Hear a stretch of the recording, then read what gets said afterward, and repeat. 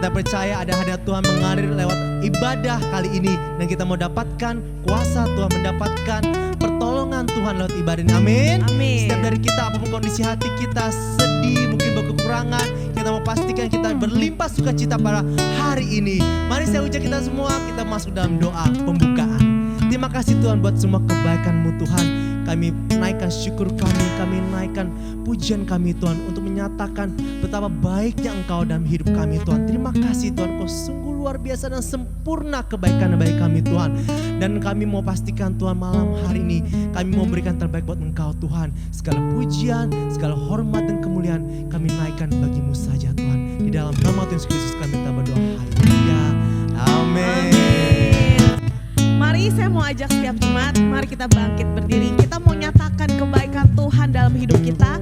Dan di saat kita mengalami kondisi apapun, mungkin kita saat ini sedang sakit, atau kita sehat, atau kita sedang susah, atau sedang sedih, senang, apapun kondisi kita, mari kita terus bersyukur. Kita percaya Tuhan Yesus baik, dan kita akan melihat sukacita yang Tuhan berikan bagi kita semua. Mari kita naikkan pujian ini, berlimpah sukacita di hati kita semua. Haleluya.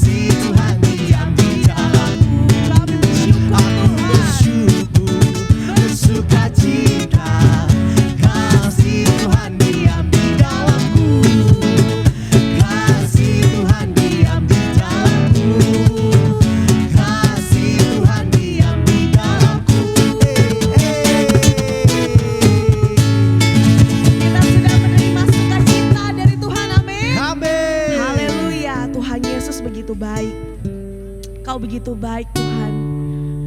Kami dapat rasakan penyertaan-Mu yang senantiasa menyertai kami.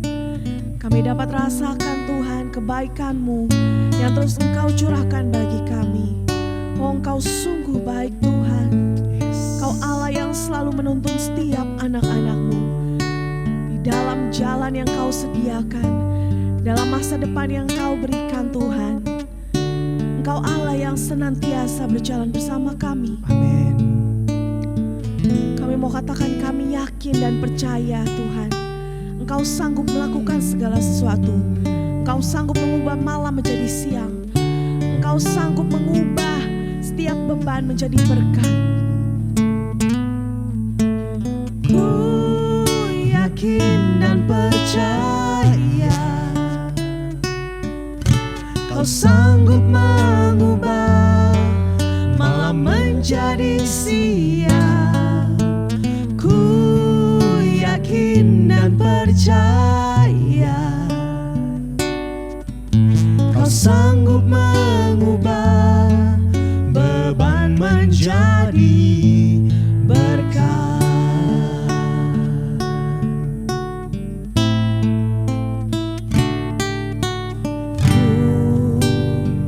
Berjalan dengan imanku padamu, ku dengar suaramu dan aku percaya.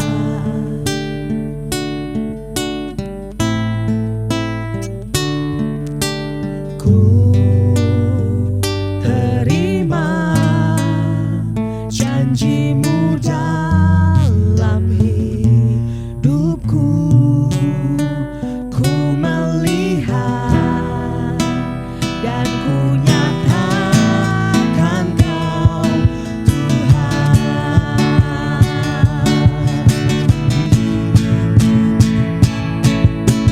Ku yakin dan percaya Kau sanggup mengubah malam menjadi siang. Ku yakin dan percaya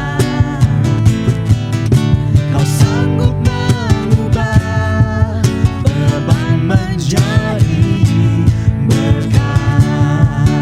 Dengan iman kami Tuhan, kami nyatakan pujian ini. Ku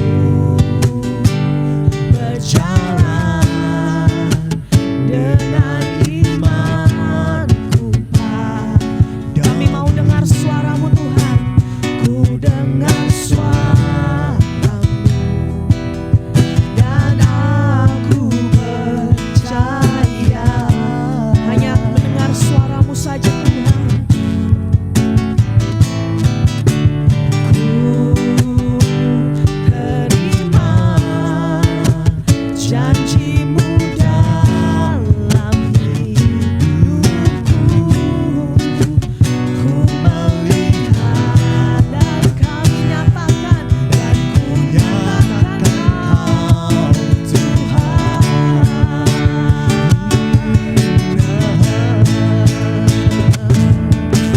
Ku yakin dan percaya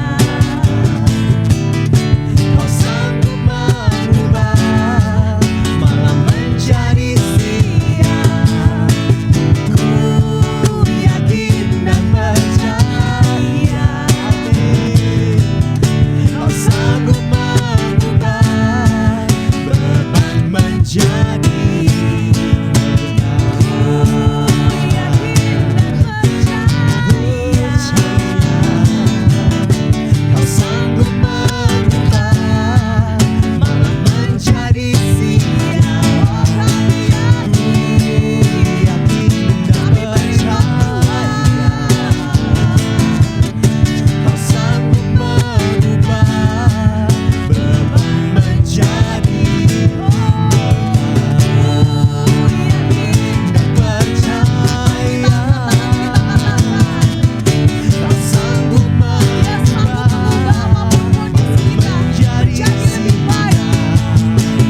Ku yakin dan percaya Kau sanggup mengubah beban menjadi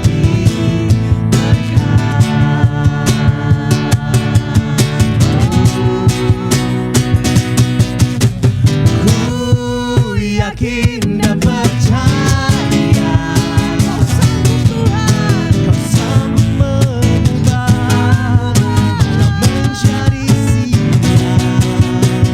Ku yakin dan percaya Kau sanggup mengubah beban menjadi berkah.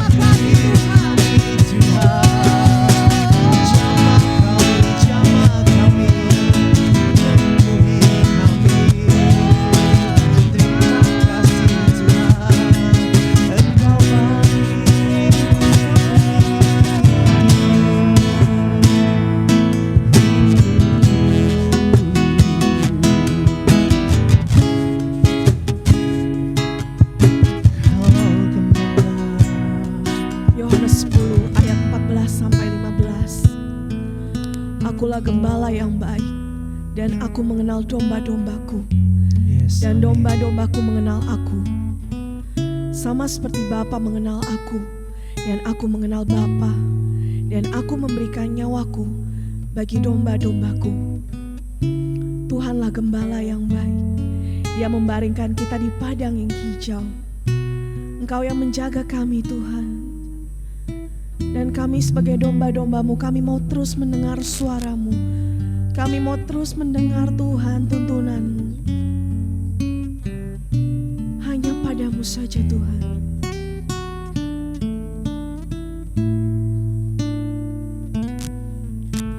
Qing听，我要倾听，我要侧耳听我主声音。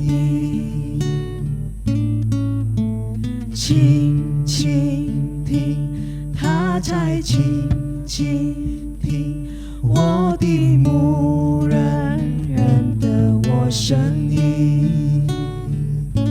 你是他牧者，生命的主宰，我一生只听随主声音。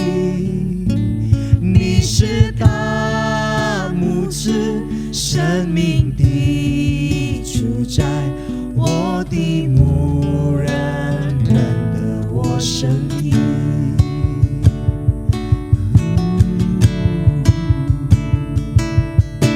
倾听，我要倾听，我要侧耳听我主声音。倾听，他在倾听我的牧人的我声音。你是大牧者，生命的主宰，我一生只听随主声音。你是他牧者，生命的主宰，我的牧人认得我声音。你是他牧者，生命的主宰，我一生只听随主声音。你是他牧者，生命的主宰，我的牧人认得我声音。我的牧人认得我声音。我的牧人认得我声音。Kami mau Tuhan seperti domba-domba yang turut pada gembalanya, seperti Engkau gembala yang baik Tuhan. Kami mau mendengar suaramu, kami mau berjalan sesuai arahan-Mu Tuhan. Oh terima kasih banyak Tuhan. Amin. Dan saat ini kami mau siapkan pendengaran yang terbaik untuk mendengarkan kebenaran firman Tuhan yang akan Yes. disampaikan. Hanya di dalam nama Tuhan Yesus kami berdoa. Haleluya. Amin.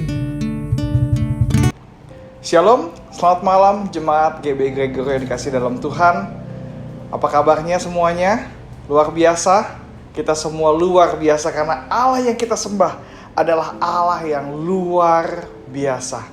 Kita sudah memuji, sudah menyembah Tuhan. Tiba saatnya untuk kita bisa mendengarkan kebenaran firman Tuhan. Mari saya undang Bapak Ibu Saudara sekalian, kita mau satukan hati, satukan pikiran, kita bersatu dalam doa. Bapak dalam surga, terima kasih atas malam hari ini Tuhan, segala kebaikan-Mu Tuhan, segala penyertaan-Mu Tuhan, segala kebaikan yang kami rasakan Tuhan, yang Kau berikan pada setiap kami Tuhan lah. Hari lepas hari, waktu demi waktu Tuhan, kesetiaan-Mu tidak pernah berubah atas hidup setiap kami Tuhan. Terima kasih Bapak, terima kasih. Sekarang Tuhan kami mau duduk diam di bawah kaki-Mu untuk kami bisa mendengarkan kebenaran firman-Mu Tuhan. Kami mau belajar setiap hari semakin luar biasa bersama dengan Engkau Tuhan. Semakin berkenan, semakin sesuai dengan kehendak nama-Mu Tuhan. Terima kasih Bapak, terima kasih hanya dalam nama Yesus. Haleluya, haleluya, amin, amin. Judul khotbah saya pada malam hari ini ialah sumber kehidupan orang percaya. Sumber kehidupan orang percaya. Kita akan mengetahui, kita akan belajar pada malam hari ini apa saja yang menjadi sumber kehidupan bagi orang yang percaya kepada Tuhan. Supaya iman kita terus dibangkitkan. Supaya hidup kita bukan cuma sekedar hidup, tapi hidup kita adalah hidup orang yang percaya kepada Tuhan. Apa intinya? Apa sumbernya? Apa pondasi kehidupan orang yang percaya kepada Tuhan? Oke, kita mau buka, ambil firman Tuhan dari Yohanes pasal ke-10 ayat yang ke-10. Kata Yesus, pencuri datang hanya untuk mencuri dan membunuh dan membinasakan. Aku datang, hanya huruf besar di sana yang artinya itu adalah Yesus.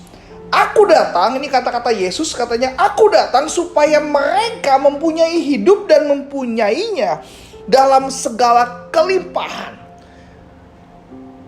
Dikatakan bahwa Yesus datang supaya kita ini mempunyai hidup dan mempunyai dalam segala kelimpahan. Artinya Yesus datang untuk memberikan kita kehidupan dan kehidupan yang berkelimpahan. Yesus datang untuk memberi kita hidup dan mempunyai hidup ini, dan kita memiliki hidup ini dengan kelimpahan. Itu adalah sumber kehidupan bagi orang percaya, yaitu Kristus yang datang ke muka bumi ini untuk memberikan kita hidup dan memberinya kepada kelimpahan. Tetapi tanpa kita sadar, banyak dari kita tidak tahu ketika pencuri itu datang, dia mencuri, membunuh, dan membinasakan. Apa yang dicuri, apa yang dibunuh, apa yang dibinasakan, yaitu kehidupan orang percaya. Sebab itu pastikan pada malam hari ini kita mengetahui betul. Kita mau belajar pada malam hari ini. Jangan sampai apa yang Tuhan berikan kepada kita dicuri oleh si iblis. Yesus datang berikan hidup dan memberi dalam segala kelimpahan. Tapi tanpa kita sadar, kadang pencuri itu datang, dia mencuri hidup kita, dia membunuh kehidupan kita, dan dia membinasakan kehidupan kita. Sehingga banyak orang percaya, banyak orang Kristen, dia hidupnya tidak berkelimpahan, dia tidak maksimal dalam kehidupannya. Karena ada yang dicuri. Oleh sebab itu pada malam hari ini pastikan kita semua mengetahui firman Tuhan ini. Kita belajar pada malam hari ini supaya jangan sampai kita lengah dan kehidupan kita dicuri oleh si iblis. Iblis sebagai pencuri, dia tugasnya mencuri, dia membunuh, membinasakan sumber kehidupan orang percaya. Sehingga banyak orang percaya yang tadinya menjadikan Yesus sebagai sumber kehidupannya, malah menjadikan materi, harta, reputasi, kehebatannya sebagai sumber hidupnya. Nggak heran ketika apa yang dia miliki, materinya, hartanya itu hilang, dia sudah tidak bisa hidup lagi. Karena sumber kehidupannya tergantung dari apa yang terbatas. Harta itu terbatas. Materi itu terbatas. Jangan kita bergantung kepada yang terbatas. Kita harus bergantung kepada yang tidak terbatas, yaitu Kristus, karena Dia adalah sumber kehidupan setiap orang percaya. Katakan amin. Jangan pernah, pastikan pada malam hari ini, jangan pernah ini dicuri. Yang tadinya kita percaya bahwa Yesuslah sumber kehidupan kita, dicuri sama si iblis, sehingga kita bergantung dengan apa yang kita miliki hari-hari ini. Materi kita, uang kita. Banyak anak-anak muda gak bisa maksimal hidupnya. Dia bergantung kepada apa? Kepada kekasih hidupnya, kepada pacarnya yang belum tentu menjadi suaminya, yang belum tentu jadi istrinya. Banyak anak-anak muda tidak bisa produktif dalam bekerja. Banyak anak-anak muda tidak bisa produktif dalam meningkatkan karirnya. Karena apa? Karena sudah cinta-cintaan sama orang lain. Ketika pacarnya mengkhianati dia bilang apa? Aduh, aku sudah tidak bisa hidup lagi. Udah mendingan mati aja. Artinya apa? Sumber kehidupan dia yang tadinya Yesus berubah. Harusnya sumber kehidupan dia adalah Yesus, sumber kehidupan dia adalah kedekatan dengan Tuhan, berubah. Jadi apa? Jadi pacarnya. Jadi apa yang dia miliki, yang terbatas, yang tidak pasti. Akhirnya apa? Dia bilang, udah lebih baik saya bunuh diri aja. Hidupnya tidak maksimal. Pastikan pada malam hari ini kita mengetahui betul bahwa sumber kehidupan orang percaya bukan kepada hal yang terbatas, tapi kepada hal yang tidak terbatas, yaitu Kristus Yesus Tuhan kita. Lalu apa yang menjadi sumber kehidupan bagi orang percaya kepada Tuhan? Kita mau belajar 4 hal yang lebih spesifik. Saya ambil semua dari kitab Amsal, kitab yang ditulis oleh Salomo. Apa yang menjadi sumber kehidupan bagi orang yang percaya kepada Tuhan? Yang pertama adalah mulut yang memperkatakan kebenaran dan kebaikan Tuhan. Yang pertama, mulut yang memperkatakan kebenaran dan kebaikan.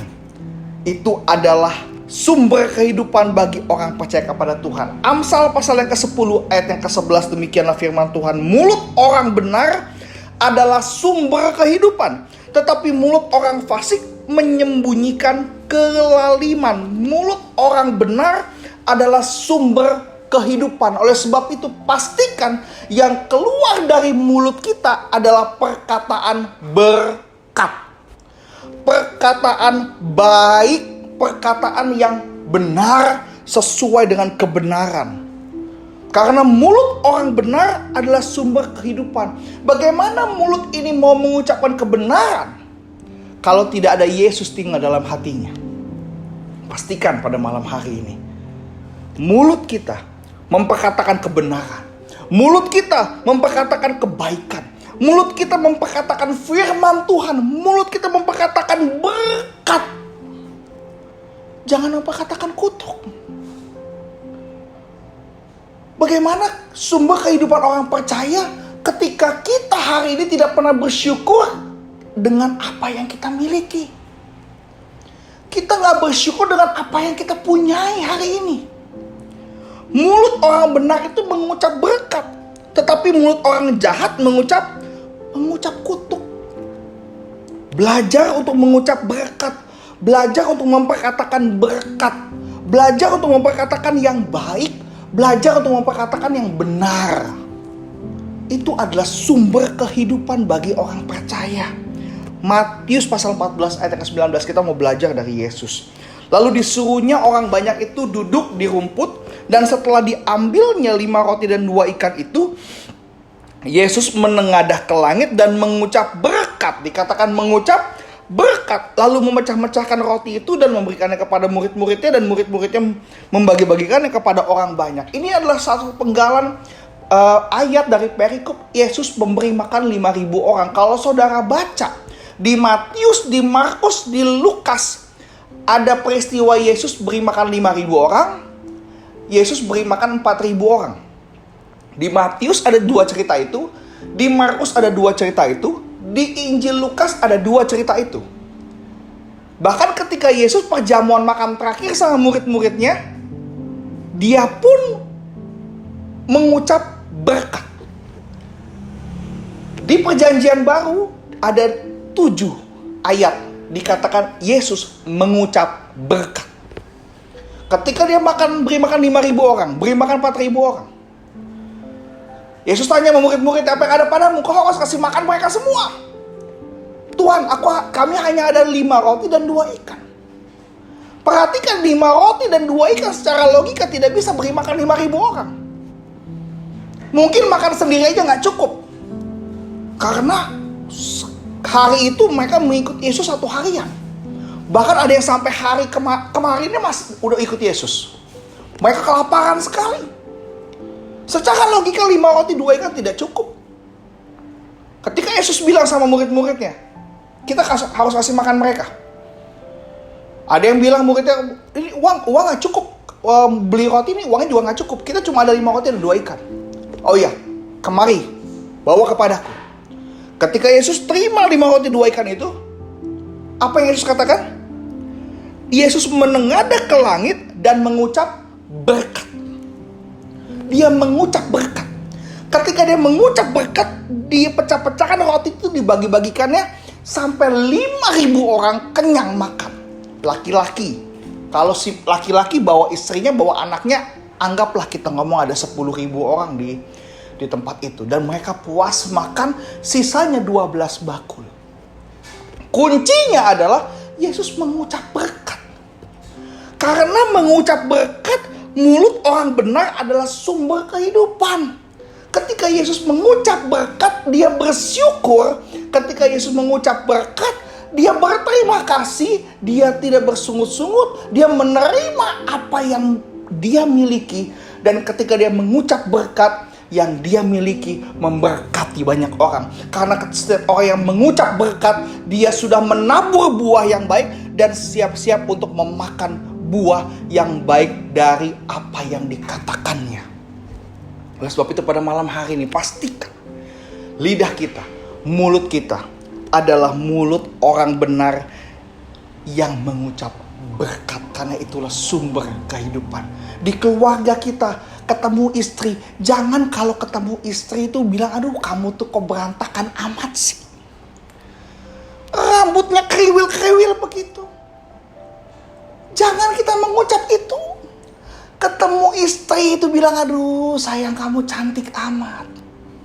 Belajar mengucap berkat. Ketika istri sudah capek-capek masak, jangan bilang, aduh makanan lu gak enak, lu gak cocok dah masak dah. Lu gak cocok masak dah. Jangan ngomong begitu. Tapi ketika istri sudah masak capek-capek buat kita, kita bilang apa? Aduh kamu enak lo masakannya lo. Luar biasa, makasih ya sayangnya sudah mau masak buat saya. Ucapkan berkat. Itu adalah perkataan yang baik karena itu adalah sumber kehidupan. Oleh sebab itu ketika engkau mengucap yang baik kepada keluargamu, kepada istrimu, kehidupan pernikahanmu ada sumber kehidupan di sana. Katakan amin. Anak-anakmu jangan bilang, aduh kok anak saya kok nakalnya luar biasa. Nakalnya luar biasa. Selalu bilang nakal. Emang dia nakal, emang anak kecil nakal. Apa saudara mau ketemu anakmu sendiri 2 tahun dia ngalah, dia diem aja di ruang tamu, duduk diem aja. Kita bilang dia sakit malahan. Tapi kalau dia lari kita bilang dia nakal. Ketika anak kita lari kita bilang sayang sini. Jangan lari-lari, capek kamu sayang. Panggil dia. Peluk dia, doakan dia, ucapkan berkat. Makanya di gereja diajarin pujian penyembahan, memuji Tuhan supaya kita belajar untuk memuji, belajar untuk mengucapkan berkat. Ketika kita menyembah Tuhan, kita diajar untuk mengucapkan berkat, mengucapkan terima kasih, menyanjung Tuhan. Supaya dalam kehidupan kita sebenarnya kita bisa mengucap berkat kepada sekitar kita. Ketika toko kita mungkin cuma laku 2 potong pakaian, 2 lusin pakaian, ucapkan berkat. Terima kasih Tuhan, Kau baik. Hari ini masih ada barang yang laku. Puji Tuhan. Haleluya. Saya mau tantang kita semua untuk mengucapkan berkat. Ketika hari ini kau dapat uang cuma sekian rupiah, engkau buka toko hanya dapat sekian rupiah, engkau buka kantor karyawanmu banyak, kau hanya dapat order sedikit. Mungkin hari itu harusnya kamu order banyak tapi dapat order sedikit. Ucapkan berkat, katakan Tuhan terima kasih masih ada karyawan, masih ada kantor. Terima kasih atas order yang kau berikan pada setiap kami Tuhan. Ucapkan terima kasih, katakan berkat. Kalau kita menyembah Tuhan, kita memuji Tuhan sulit. Kita mau belajar supaya kita juga bisa menyembah, bisa memuji Tuhan. Supaya kita bisa belajar memuji lingkungan kita, mengucap berkat kepada lingkungan kita. Untuk anak-anak kita, untuk istri kita, untuk suami kita.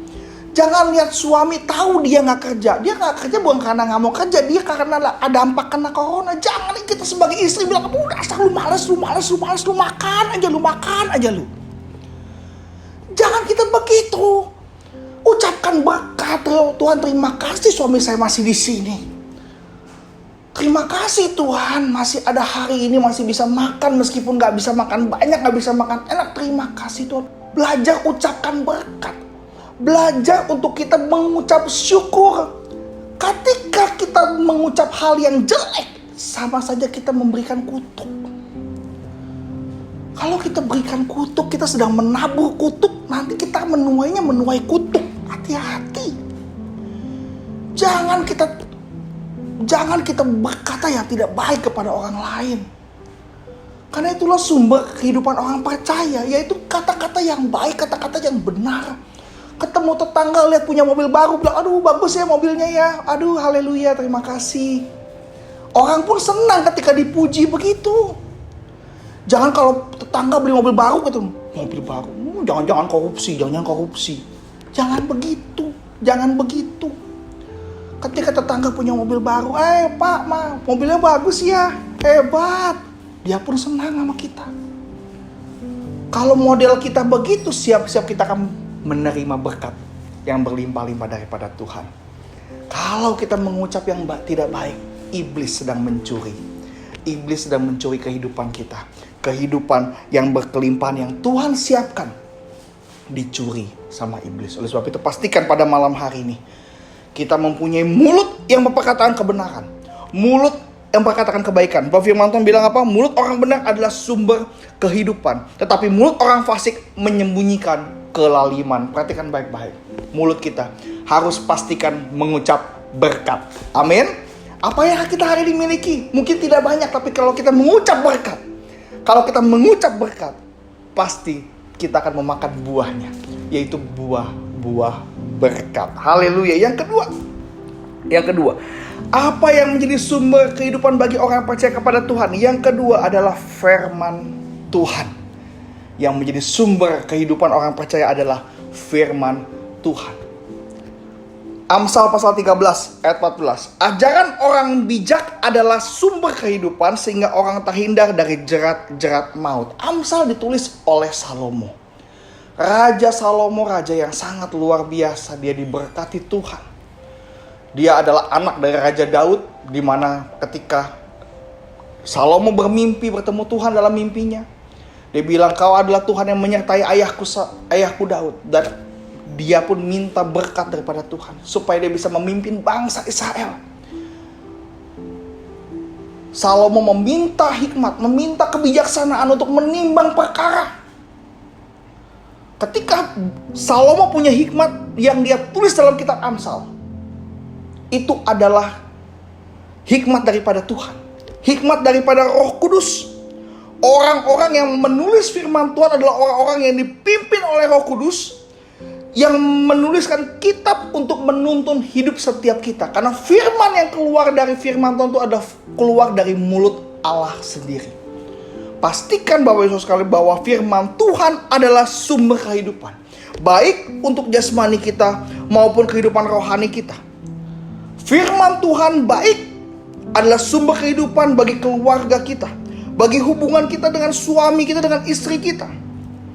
Tertuang semua dalam firman Tuhan. Dan dalam firman Tuhan ada pengharapan, ada janji, ada kemenangan yang Tuhan siapkan dari setiap firman yang keluar dari Allah. Oleh sebab itu pastikan firman Tuhan merupakan sumber kehidupan bagi orang percaya. Pastikan kita tinggal dalam firman Tuhan. Kita baca firman Tuhan. Kita mengerti kebenaran firman Tuhan. Karena firman Tuhan menolong setiap kita. Dimanapun kita berada. Sedang apapun yang kita hadapi, ada firman Tuhan yang akan memberi kita pengharapan, kekuatan, iman yang luar biasa di dalam Tuhan. Karena firman Tuhan itu adalah Allah sendiri. Ketika Allah menciptakan bumi, Allah berfirman, maka itu semua jadi. Oleh sebab itu, ketika kita menghadapi segala sesuatu, pastikan kita memiliki ajaran firman Tuhan dalam setiap tingkah laku kita, supaya firman Tuhan ini tidak cuma sekedar tulisan, tapi firman Tuhan ini hidup dalam kehidupan orang yang percaya kepada Tuhan. Dalam kehidupan keluarga ada firman-Nya, dikatakan apa? Hormatilah ayah dan ibumu supaya lanjut umurmu di tanah yang Tuhan Allah berikan kepadamu. Kalau kita pegang firman Tuhan itu, pastilah anak-anak kita adalah anak-anak yang menghormati orang tua. Dalam keluarga, hormatilah istrimu, hubungan dengan istri kita. Suami harus apa? Hormati istri. Istri tunduklah kepada suami. Ada dalam firman Tuhan. Dikatakan bahwa apa? Bahwa orang tua harus mengasihi anak-anak. Jangan sampai anak-anak punya akar pahit terhadap orang tua. Ada firman Tuhan dalam pekerjaan. Dikatakan kerjakanlah segala sesuatu seperti untuk Tuhan, bukan untuk manusia. Itu ada firman Tuhan. Kalau kita pegang itu, dia merupakan sumber kehidupan bagi setiap orang percaya.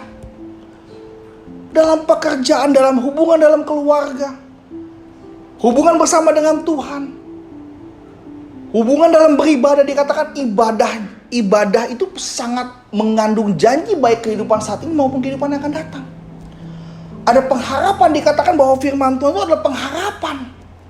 Pengharapan itu seperti jangkar yang kuat yang ditaruh di belakang tabir. Firman Tuhan adalah janji, dikatakan kehidupan orang Kristen akan seperti apa? Akan seperti tanah yang subur, akan seperti pohon yang ditanam di tepi aliran air yang akan berbuah pada musimnya, yang tidak layu daunnya, apa saja yang diperbuatnya berhasil. Dalam Yosua pasal yang pertama, kita mau baca Yosua pasal yang pertama ayat yang ke-6. Yosua pertama ayat yang ke-6 dikatakan, kuatkan dan teguhkanlah hatimu, sebab engkaulah yang akan memimpin bangsa ini memiliki negeri yang kujanjikan dengan bersumpah pada nenek moyang mereka untuk diberikan kepada mereka. Hanya kuatkan dan teguhkanlah hatimu dengan bersungguh-sungguh, bertindaklah hati-hati sesuai dengan hukum yang telah kuperintahkan kepadamu oleh hambaku Musa. Bertindaklah hati-hati sesuai dengan hukum yang diperintahkan kepadamu oleh hambaku Musa. Janganlah menyimpang ke kanan atau ke kiri, supaya engkau beruntung kemanapun engkau pergi. Janganlah engkau lupa memperkatakan kitab Taurat ini, tapi renungkanlah itu siang dan malam, supaya engkau bertindak hati-hati sesuai dengan segala yang tertulis di dalamnya. Sebab dengan demikian perjalananmu akan berhasil dan engkau akan beruntung. Pastikan bahwa firman Tuhan merupakan sumber kehidupan orang percaya. Merupakan sumber kehidupan bagi Yosua pada saat itu. Dia harus ingat kata-kata Musa supaya dia tidak menyimpang ke kanan, supaya tidak menyimpang ke kiri. Ketika dia memperkatakan firman Tuhan, maka hidupnya berhasil dan engkau beruntung. Kalau hidup kita mau berhasil, kalau kita mau beruntung, pastikan kita pegang firman Tuhan dalam kehidupan kita. Katakan amin. Ya, kita pegang firman Tuhan dalam kehidupan kita. Ini merupakan sumber kehidupan bagi orang percaya. Poin yang ketiga,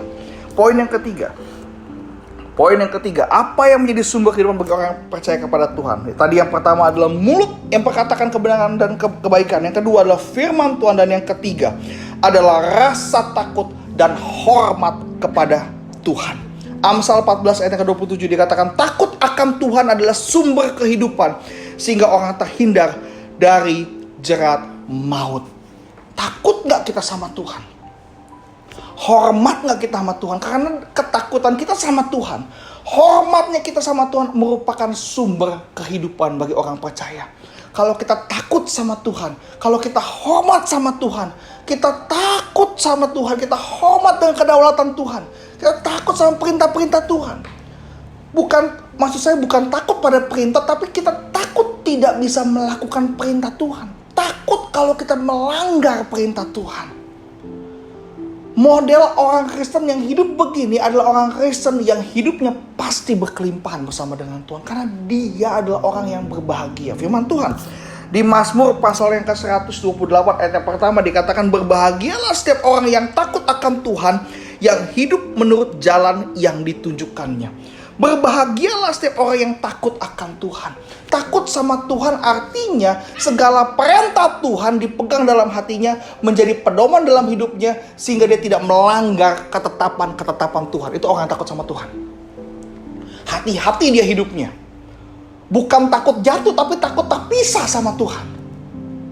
Takut dosa, takut terpisah sama Tuhan. Kita harus belajar dalam setiap harinya. Kita harus belajar takut sama Tuhan, sehingga kita punya waktu untuk kita bisa biasakan diri kita untuk kita punya hubungan dekat dengan Tuhan. Aduh, tadi saya ada menyakiti hati Tuhan atau enggak ya? Belajar seperti itu. Karena orang yang takut sama Tuhan adalah orang yang berbahagia, orang yang hidup menurut jalan yang ditunjukkan sama Tuhan. itu adalah jalan hormat kita kepada Tuhan. Kalau engkau menghormati orang tuamu, maka orang tuamu akan mengasihimu. Begitupun dengan Tuhan, kalau kita menghormati Tuhan, Tuhan akan mengasihi kita. Tuhan akan bilang kita itu adalah anak yang berkenan kepadanya. Kita adalah anak yang dikasihinya. Belajar untuk menghormati Tuhan. Hormati ibadah. Hormati jam doamu sama Tuhan. Hormati penyembahanmu kepada Tuhan. Jangan ketika kau baca firman Tuhan, engkau dengar khotbah meskipun online, kita masih sibuk ngapa-ngapain. Fokus sama Tuhan. Hormati hadirat Tuhan. Hormati kuasa Tuhan. Hormati waktu bersama-sama dengan Tuhan. Takutlah kepada Tuhan, karena itu adalah sumber kehidupan bagi orang percaya. Oleh sebab itu kita harus hormat kepada Tuhan. Takut sama Tuhan. Supaya hidup kita semakin hari semakin diberkati Tuhan luar biasa. Karena orang benar bukan tiba-tiba dia jadi benar, tapi orang yang berusaha terus untuk benar. Berusaha terus untuk benar sesuai dengan kebenaran perintah Tuhan, kebenaran firman Tuhan. Takut kalau dia melanggar kepada Tuhan. Takut kalau dia melanggar. Aduh, saya gak mau jauh dari Tuhan. Saya gak mau terpisah daripada Tuhan. Waktu Kristus mati di kayu salib, dia katakan, Eli, Eli lama sabachthani.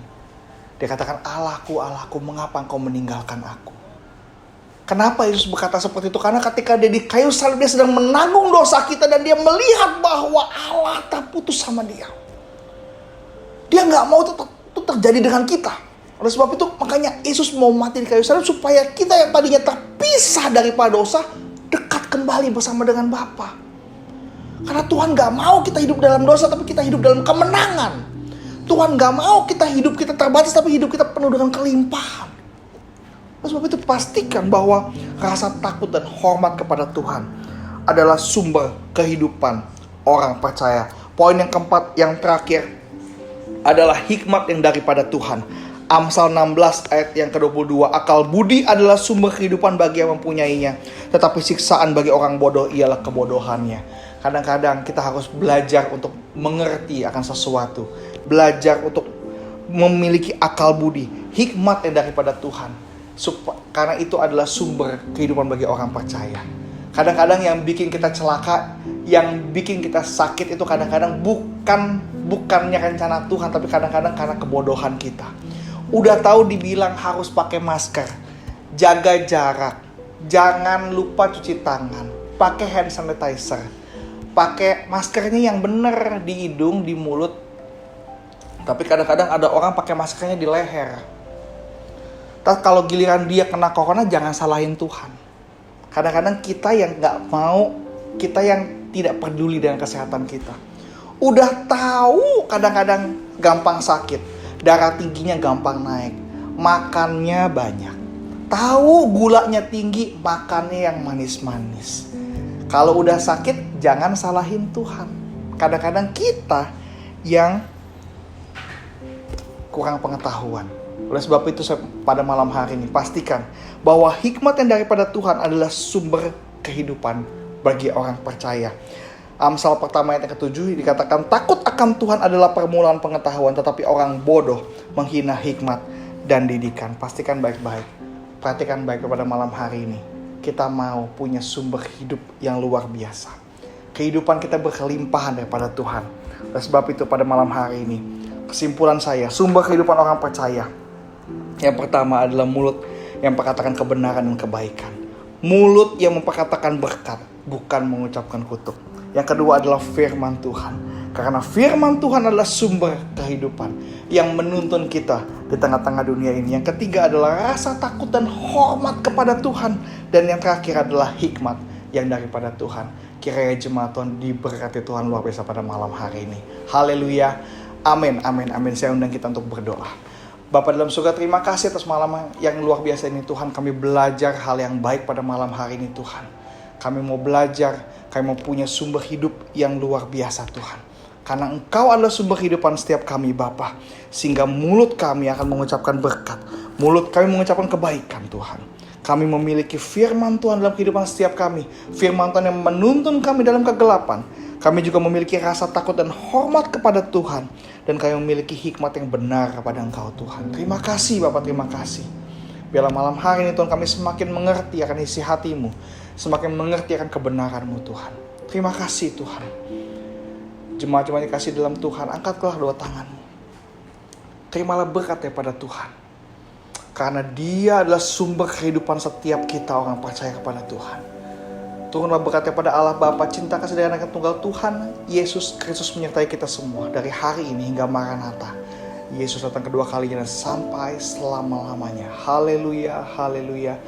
Amin, amin, amin. Tuhan Yesus memberkati setiap kita.